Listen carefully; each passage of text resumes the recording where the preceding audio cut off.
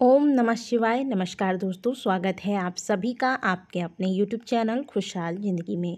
दोस्तों, करवा चौथ का पावन त्यौहार आ रहा है जिसका इंतज़ार हम सभी सुहागिन महिलाएं पूरे साल भर करते हैं। पूरे साल भर में यह एक ऐसा दिन है जब सभी सुहागिन महिलाएं पहले से ही इसकी तैयारियों में लग जाती हैं। आज के वीडियो में हम करवा चौथ से संबंधित कुछ महत्वपूर्ण बातें आपको बताने वाले हैं, जैसे कि करवा चौथ की पूजा में करवा कितने लेने चाहिए। यदि हम घर पर करवा चौथ की पूजा अकेले कर रहे हैं तो क्या हमें 2 करवा लेने चाहिए। करवा चौथ की पूजा के दौरान करवा में हमें क्या भरना है और क्या नहीं भरना है। करवा चौथ की पूजा आमतौर पर लोग समूह में करते हैं। कई सुहागिन महिलाएं एक साथ बैठकर पूजन करते हैं, लेकिन अगर आप अकेली पूजा कर रही हैं तो करवा कैसे फेरें। यदि आपको करवा में सीख नहीं मिलती है तो ऐसी स्थिति में क्या करना चाहिए। किस प्रकार के करवे को आप पुनः दोबारा से प्रयोग में ला सकते हैं और किस प्रकार के करवे को आप केवल एक बार ही प्रयोग में ला सकते हैं, दोबारा इसका प्रयोग नहीं करना चाहिए। करवा किसे देना चाहिए, कब देना चाहिए, तो इस प्रकार की पूरी जानकारियाँ, सभी जानकारियाँ आज के इस एक वीडियो में आप यहाँ से लेकर जाइएगा। वीडियो को अंत तक ज़रूर देखिएगा। वीडियो अंत तक देखने के बाद आपको करवा से संबंधित जो भी दुविधाएं हैं वो सभी दुविधाएं समाप्त हो जाएंगी। यह मैं आपको 100% गारंटी दे रही हूँ। अगर वीडियो अच्छी लग जाए तो वीडियो को लाइक ज़रूर कीजिएगा, आपसे यही अनुरोध रहती है हर वीडियो में। और अगर हमारे चैनल पर पहली बार आए हैं तो चैनल को सब्सक्राइब अवश्य कीजिएगा। सबसे पहले आपको बता दें, कार्तिक मास के कृष्ण पक्ष की चतुर्थी तिथि पर करवा चौथ का व्रत प्रत्येक वर्ष सुहागिन महिलाओं के द्वारा रखा जाता है। इस व्रत में उदया तिथि की मान्य होती है। 31 अक्टूबर को रात 9:30 पर चतुर्थी तिथि का आरंभ होगा और इस तिथि का समापन 1 नवंबर को रात 9:19 पर होगा। उदया तिथि को मान्य रखते हुए 1 नवंबर को यह व्रत धारण किया जाएगा।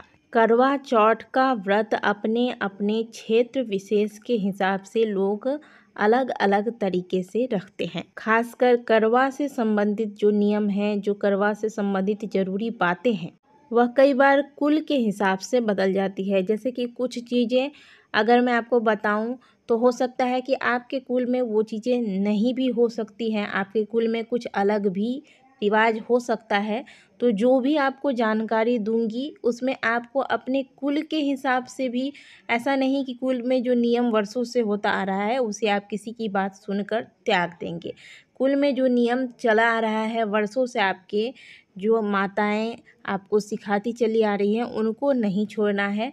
यहाँ करवा से संबंधित ज़रूरी जानकारियाँ जो सबको ज्ञात होनी चाहिए वो मैं दे रही हूँ, लेकिन अपने कुल के नियमों के साथ आपको चलना अवश्य है। और कुल के हिसाब से करवा के नियमों में किन बातों का फेरबदल होता है वो भी मैं आपको आगे बताऊंगी। सबसे पहले बात ये कि करवा चौथ का व्रत अगर आप रखते हैं तो करवा आपको कितनी लेनी है। जो भी महिलाएं करवा चौथ का व्रत रखती हैं उन्हें करवा हमेशा 2 लेना चाहिए। या तो आप किसी धातु का ही 2 करवा ले लें, जिसे कि आप प्रत्येक वर्ष प्रयोग में ला सकते हैं, और या तो आप एक धातु का करवा ले लें और एक मिट्टी का करवा ले लें, या फिर आप दोनों ही करवा चाहें तो मिट्टी का ले लें। यहाँ आप स्क्रीन पर देखिए कि ये जो लोटे में छोटी सी टोटी बनी हुई है इसी को करवा कहा जाता है।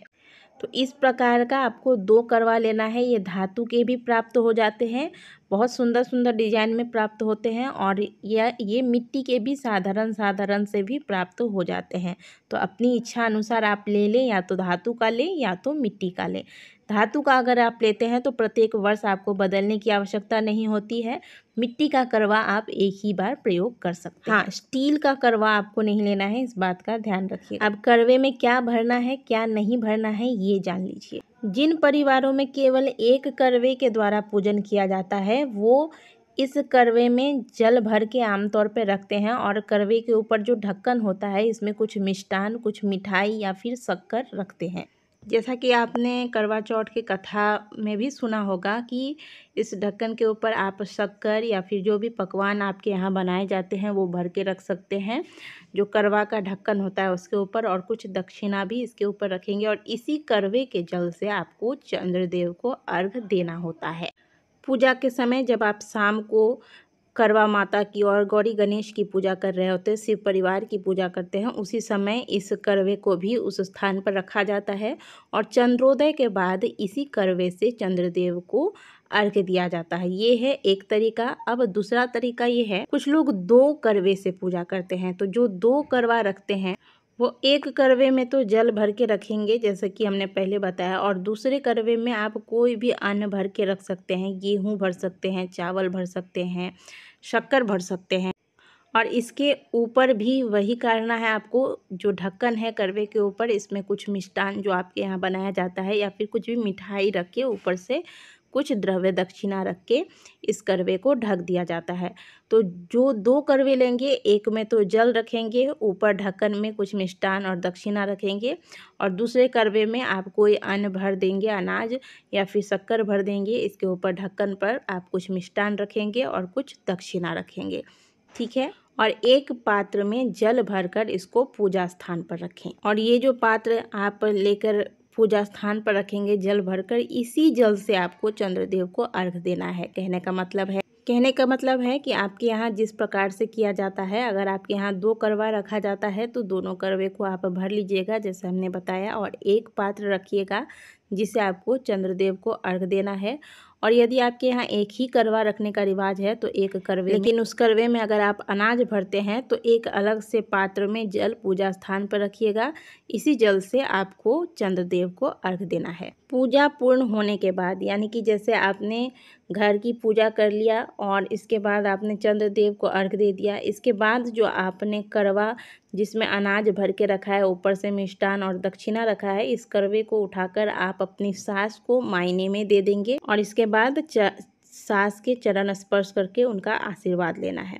तो दोस्तों, हमने आपको 2 विधि बताया। एक आपको बताया कि आपको 2 करवा रखना है, एक में आपको जल भरना है, एक में अनाज भरना है और दक्षिणा रखना है। और एक विधि बताई कि एक करवे में आपको अनाज और दक्षिणा रखना है और साथ में अलग से एक पात्र में जल भर लेना है चंद्रदेव को अर्घ देने के लिए। और कुछ क्षेत्रों में दोनों करवे को ही भरा जाता है अनाज और मिष्ठान से, और एक अलग से लोटा या फिर पात्र लेकर इसमें जल भरकर पूजा स्थान पर रखा जाता है। ऐसा इसलिए किया जाता है क्योंकि करवा चौथ की पूजा जो हम करते हैं वह सामूहिक पूजा होती है और इसमें करवा फेरने का रिवाज होता है। लेकिन जो लोग सामूहिक रूप से पूजा नहीं कर सकते, अकेले में पूजा करते हैं, ऐसे में 2 करवे भरे जाते हैं, एक करवा अपना और एक करवा माता पार्वती का। और पूजा के दौरान इन दोनों करवे को आपस में फेरा जाता है। अपने करवे को आप माता पार्वती के करवे से फेरेंगे, माता पार्वती के करवे को अपने करवे से फेरेंगे। तो जब आप सामूहिक रूप से पूजा करते हैं तो ऐसे में आपको 2 करवे लेने की आवश्यकता नहीं होती है, क्योंकि आप अपना करवा किसी और महिला से बदल सकती हैं, फेर सकती हैं। लेकिन जब आप अकेले घर में कर रही हैं तब ऐसी स्थिति में आपको 2 करवे लेने होते हैं, एक माता पार्वती के नाम से, एक अपने नाम से, जिसे आपको माता पार्वती से फेरना होता है। और इस करवे को पूजा स्थान पर दाहिनी तरफ का जो करवा फेरेंगी तो बाईं होगा और बाईं तरफ का करवा माता पार्वती का होगा। तरफ का करवा जो है वह बाईं ओर आ जाता है, यानी कि माता पार्वती का जो करवा है वो आपकी ओर आ जाएगा और आपका करवा माता पार्वती की ओर आ जाएगा। तो माता पार्वती वाला करवा जब आपके पास आएगा तो इसे आप स्वयं रखेंगे। इसमें जो भी प्रसाद वगैरह भर के रखा है, दक्षिणा रखे हैं, और आप स्वयं लेंगे, अपने पति और अपने बच्चों के साथ प्रसाद को मिलके ग्रहण करेंगे। और जो दूसरा करवा है जो माता पार्वती के तरफ आपने फेर कर रखा है अपना वाला करवा, ये करवा उठाकर आप अपनी सास को बायने में देकर उनका चरण स्पर्श करके उन्हें प्रणाम करेंगी। तो इस प्रकार से जब आप अकेले में पूजा कर रही होती हैं तो आपको 2 करवा लेना होता है और पूजा स्थान पर एक अलग से पात्र में जल भर के रखना होता है, जिससे कि आपको चंद्रदेव को अर्घ देना होगा। करवा में सीक डालने का एक रिवाज है। यदि आपको मिल जाए तो बहुत अच्छी बात है, लेकिन नहीं मिल जाए तो कोई बात नहीं, यह मात्र एक रिवाज है। अगर आप ये नहीं भी डालेंगे तो भी आपकी पूजा जो है वह पूर्ण होगी। तो आप टेंशन मत लीजिए कि सीक नहीं मिला तो क्या करें, बिना सीक के भी आप पूजा कर सकते हैं। अब जो मिट्टी का जो आपने करवा प्रयोग किया है, इसका प्रयोग आप अब अगली पूजा में नहीं कर सकते। लेकिन अगर आपने धातु का कोई करवा इस बार लिया है या फिर आप पहले से प्रयोग कर रहे हैं तो इसे आप प्रत्येक वर्ष ही प्रयोग कर सकते हैं। बस ध्यान दीजिएगा कि यह कहीं से टूटा हुआ ना हो, कहीं से फूटा या टेढ़ा ना हो, इस बात का ध्यान रखिए। अब जिनकी सास नहीं है वह करवा किसको दें? आपके घर में यदि आपकी जेठानी है या आपसे बड़ी कोई आपकी ननद है तो उनको भी आप दे सकती हैं, या बहन है, या जो भी कोई आपसे बड़ी बुजुर्ग कोई सौभाग्यवती महिला है तो उन्हें भी आप यह करवा दे सकती हैं। लेकिन सास अगर जीवित है तो पहला हक इसमें सास का ही है। कोशिश कीजिए कि सास को आप पहुंचा दें। अगर सास नज़दीक में नहीं रहती है, पॉसिबल हो तो सास तक पहुंचवा दीजिएगा।